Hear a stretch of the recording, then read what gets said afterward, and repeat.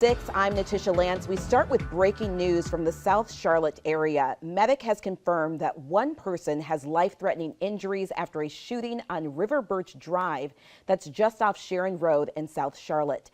Details are limited right now, but Medic says the shooting happened just before 3:30. The victim was taken to the hospital. We will continue to follow any updates and bring them to you online and on air. Shot her this afternoon. Rock Hill police say the shooting was in self-defense. This happened at Riverwalk Parkway on Sell River Road in Rock Hill just after 3 in the afternoon. We have the area mapped out on your screen. Officers say the woman got out of a car, walked up to her male coworker's car and pulled out a gun. The man took out his own gun in response and shot her in the chest multiple times. Another woman, now identified as Brittany Reed, also got out of the car and punched the man in the face. Reed is now charged with assault and battery. The man is not being charged because police say he was defending himself. Investigators say there was some sort of fight between the co-workers at a nearby business before the shooting. An accused burglar dodged police for hours this morning after he was shot at by a homeowner.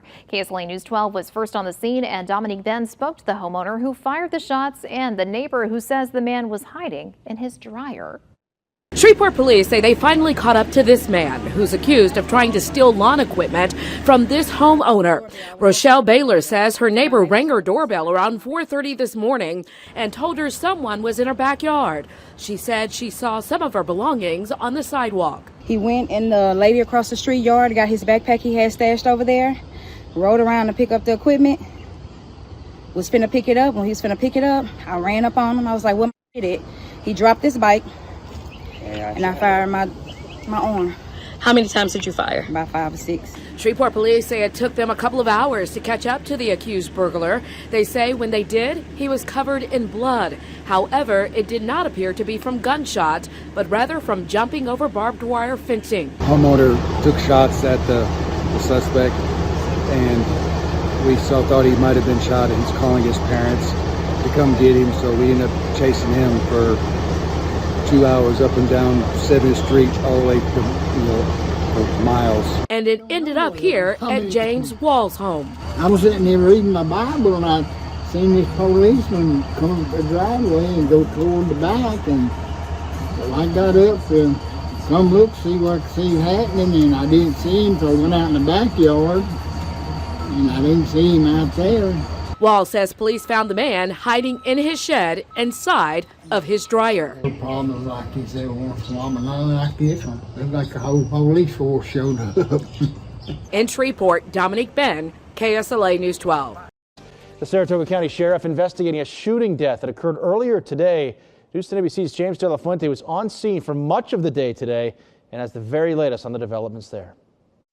There's no threat to the public, and we will be releasing more information, when it's appropriate. Saratoga County Sheriff Mike Zerlo says the call came in around 11:30 Friday morning for a reported shooting at this home in Malta. Zerlo says when his deputies arrived on scene, they found a deceased man inside the house. I spoke with a neighbor who has lived in the community for 5 years and says she loves it here. She said the Homeowners Association sent residents an email explaining the law enforcement presence. I was able to get that email from another resident who also said Northway Estates was a great place to live, and they said that this was very unexpected. In the email to residents, it says in part, from what we understand, a person came to visit someone who lives here. The visitor must have walked into the wrong house. The owner of that house assumed it was an intruder and apparently shot the person. I've reached out to the sheriff's office to confirm that information in the letter, and am awaiting that response. But what the sheriff did say is that they have not been able to notify the next of kin as of yet, and that the investigation remains active. If you can remember from 2 weeks ago, we told you about a homicide involving a man and a large wrench. That homicide took place just a couple of miles down the road from where we are now. And as concerning as that may seem, the sheriff says this is not a common occurrence. It's unfortunate for the people here in the mobile home park. It's above 55,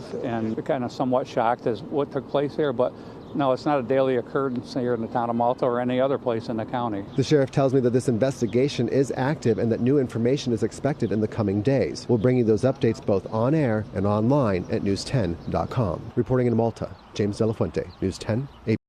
We've got an update now for you on that breaking news we told you about off the top of the show.